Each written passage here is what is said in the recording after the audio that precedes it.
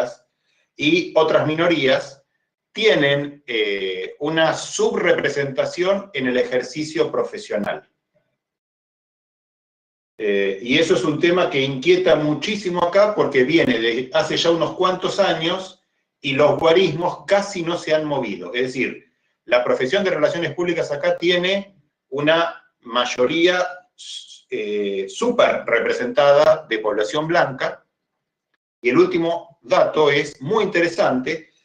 El 93% de la población en Reino Unido asistió a educación secundaria estatal.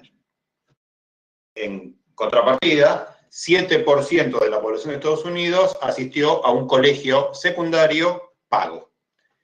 En el ejercicio de las relaciones públicas, 28% de los profesionales, es decir, 4 veces más que el promedio poblacional, de la población en general, asistió a colegios secundarios pagos. En general, colegios de los que pueden ser considerados de élite.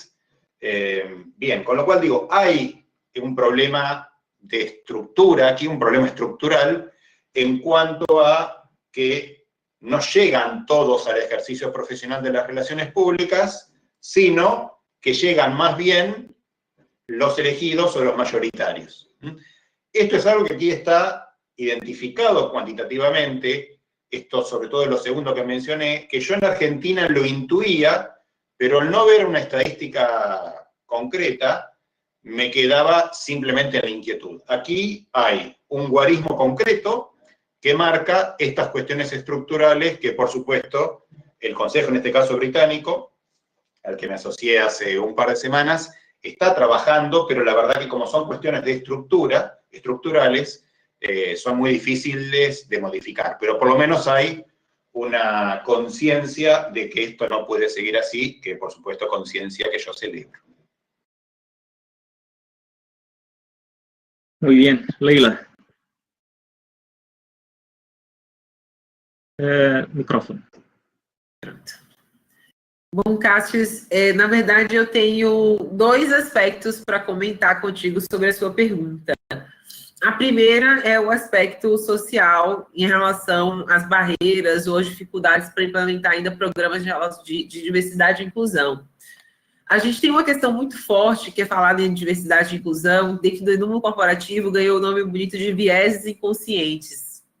Os vieses inconscientes, né, como eu comentei durante a minha fala, são aquele acúmulo de informações que você vai coletando ao longo da vida, que te ajudam a preencher espaços de informação ou chegar a uma tomada de decisão mais rápida. É natural do ser humano, funciona com a gente desde a época da natureza, e só que ela funciona tanto para o bem quanto para o mal, que é o caso de, por exemplo, situa pessoas ou grupos sociais desconhecidos que você não tem nenhum acesso ou convivência, que você preenche essas lacunas, por exemplo, com os estereótipos que a mídia vende. E aí, quando a gente pensa em tudo isso, e vem para o plano das organizações, a questão dos vieses inconscientes, ela é tão forte que ela precisa ser o primeiro passo de qualquer tarefa que você vai desenvolver dentro da companhia. Por quê? Porque as pessoas, primeiro, precisam reconhecer esse lugar que elas estão. E, às vezes, esse lugar pode ser um lugar de privilégio, ou um lugar de opressão, ou em um lugar onde você está reproduzindo vieses inconscientes e gerando barreiras invisíveis que podem impedir aí o crescimento de pessoas e de minorias dentro do ambiente corporativo. E eu comentei muito, né, sobre essa questão do eu e tal, mas um exemplo muito prático do que a gente vem discutindo, principalmente aqui no Brasil, é, por exemplo, a negação ao racismo. Existem pessoas que ainda acreditam na ideia de democracia racial, ainda com a profundidade das discussões que a gente tem feito, e que discutir metas de inclusão ou cotas é falar sobre privilegiar alguns grupos. Então, os vieses inconscientes, junto com a falta de conhecimento, ainda são barreiras muito graves, porque as pessoas tomam as verdades delas como verdades universais.